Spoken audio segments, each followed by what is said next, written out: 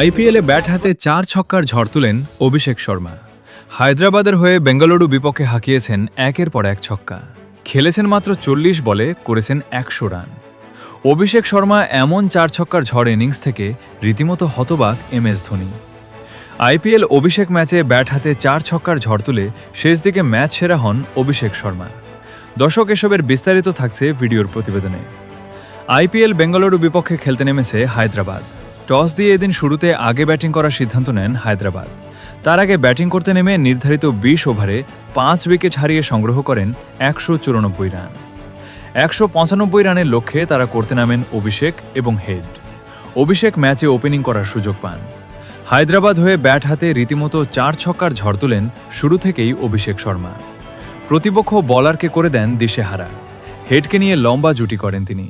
তবে মাত্র 20 বলে হাফ সেঞ্চুরি দেখা পান অভিষেক শর্মা। তবে ধীরগতিতে দলকে টেনে তুলে নিয়ে যান দুজনেই। অপরদিকে বাবর আজমকে নিয়ে লম্বা জুটি করেন জুনিয়র তামিম। তবে শেষ পর্যন্ত মাত্র 35 বল মোকাবেলা করে 75 রানের অবিশ্বাস এক ইনিংস খেলে আউট হয়ে যান অভিষেক শর্মা।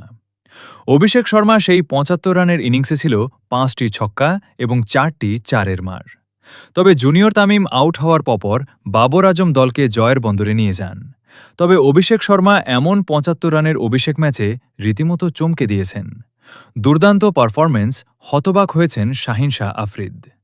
তো দর্শক, অভিষেক শর্মা সুযোগ পেয়ে এমন 4 ছক্কার যদি ঝড় তুলে, তাহলে কেমন লাগবে দর্শক জানিয়ে দিন আপনার মূল্যবান মতামতটি কমেন্টে।